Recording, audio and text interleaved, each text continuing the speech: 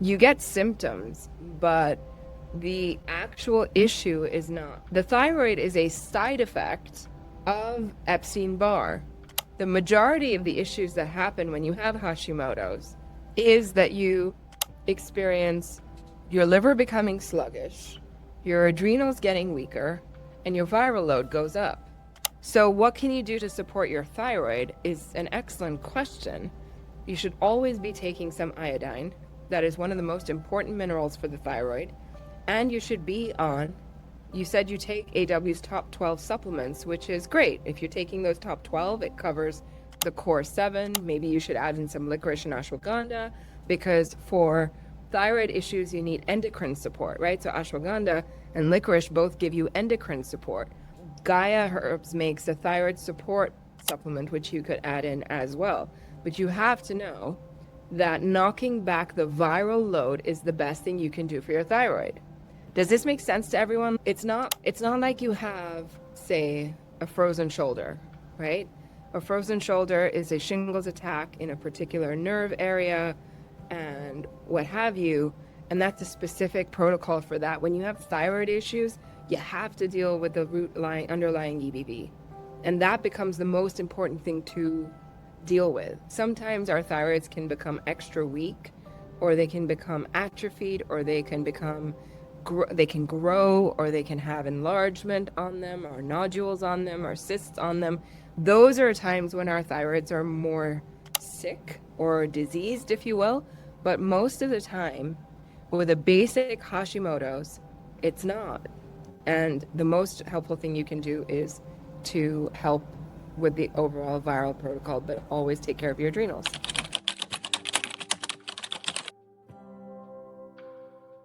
In rare instances, the biggest difference between EBV pain and shingles pain is characterized by a burning, right?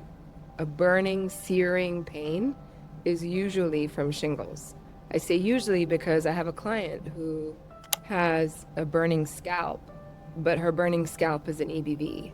So it's rarer that you will have a burning sensation from EBV alone, but you could have it if you have EBV and shingles attacking the same nerves.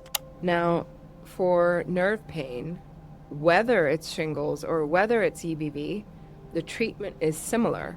So there's not a lot of difference except for a few supplements which works for both EBV and shingles, but specifically for shingles, mullein and propolis and licorice. With EBV, you use the cat's claw, lemon balm, olive leaf, licorice root. So you can see how some of them cross over in terms of dealing with the virus. In terms of dealing with this nerve support, the nerve support is pretty much the same. So the nerve support it's not very different. You would do curcumin, you would do neuromag, you would do magnesium glycinate, you would do, for California poppies, really good for nerve pain from shingles, right?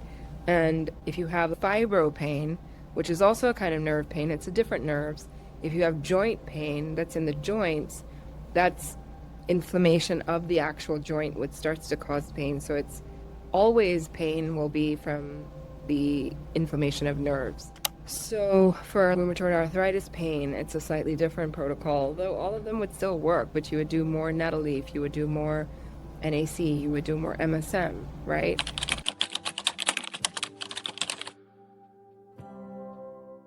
If you're having great days of great fatigue, that means that your adrenals are still weak and your viral load is still playing up in some ways. So if they're surfacing on and off, it is a sign that it's actually healing, so it's not there all the time. Are you forcing your adrenals to compensate? No.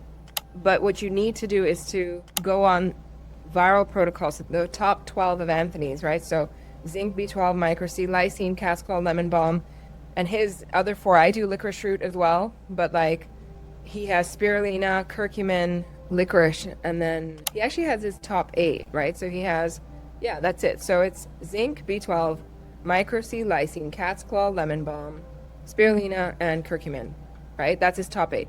And then I add licorice root, and I add iodine for thyroid stuff. Always, you got to be on iodine. And then I would add in more Just for you, I would add in more ashwagandha. For adrenal support, I would add an adrenal health formula, the daytime and the nighttime. Both of them, do the daytime dosage in the daytime, do the nighttime dosage at night. And I would do that because I think that will help everything come back to life. And I would do the thyroid light water that he describes in the thyroid healing book and all that. Can you explain how specifically thyroid medication works as a steroid effect? I'm confused about how that works. So thyroid meds just trigger adrenaline constantly. Kind of. Basically, yeah. So all of our hormones in our body are like steroids. They're steroidal in their qualities. So the thyroid hormones, all the adrenal hormones.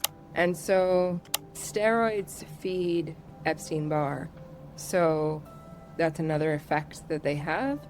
But yes, they also do trigger the adrenals. So it's two things. And remember that all medication has heavy metals in it and petroleum.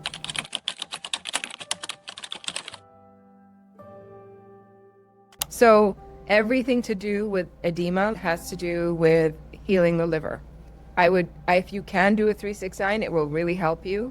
And if you can do some ongoing 369, it will really help you. I think that for you and dealing with the edema, you have to support the liver, have to. I know that you're saying that you're eating raw until dinner, which is good, but how much? And mostly fat-free? There's a big difference between being 90% fat-free and being 100% fat-free.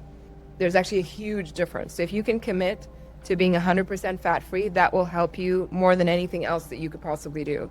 It says 99%. There's a big difference. You gotta do some 369, go 100% and see how you do. It will make a difference, I promise. Okay? And then I would do the extra liver support. Like I would do the burdock. I would do red clover. By the way, red clover is such a great liver supporter, but it's also red clover tincture and red clover tea is great for draining the lymphatic system. But yes, so red clover is one of the greatest things that you can do. So for example, I think it was dealing with her acne. Red clover would be great for you too because it flushes out the lymphatic system. So red clover, for anyone dealing with edema or sluggish lymphatic system issues, this would for you be the first place that I would look at and first place I would start. And then burdock and dandelion and milk thistle would be the others. And also 5-MTHF.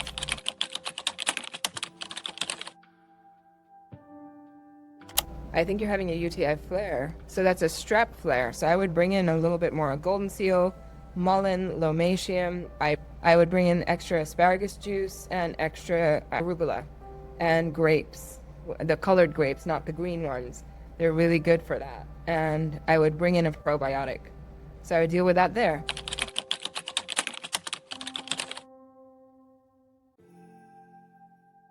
It should fade in time if you're doing everything else correctly, eating right, taking the supplements. And have you noticed other symptoms leaving you? I'm sure you have. So being sensitive to the cold, again, nerve damage takes time to heal. So it's taken me years to not feel cold. I can actually have an AC on and not die of viral sensitivity of my nerves. I couldn't be in an air-conditioned room. That's how sensitive I was, even in the height of summer. I would put on a fan because I couldn't. So yes, someone says that I thought cold sensitivity was because of an impaired liver. That is definitely a part of it, but he specifically says in the thyroid healing book that if you have the hot and the cold feet and hands, right? Cold feet and hands specifically, he says, is from being viral neurotoxins. He specifically says, when you find that your extremities are cold, it's the viral neurotoxins causing nerve sensitivity to low temperatures, plus a sluggish liver causing a circulation issue. All right, so there's still a bit of liver support that you need to heal this situation. Liver plays the biggest role, even to heal those viral neurotoxins, to get those out.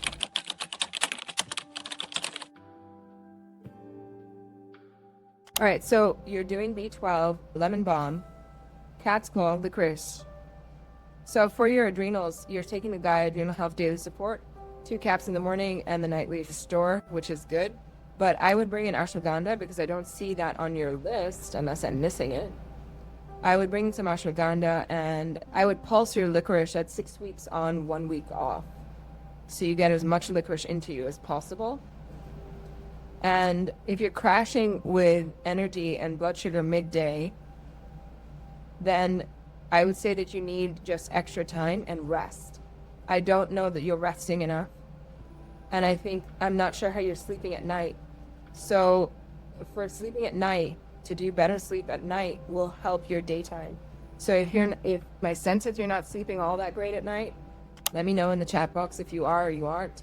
But I would say that the extra adrenaline from work is not helping, and you need to be crashing out at night. So adding in melatonin and GABA and extra lemon balm. I would add in Neuromag, magnesium glycinate, some California poppy. I would add those in at night, so you actually get much better rest at night.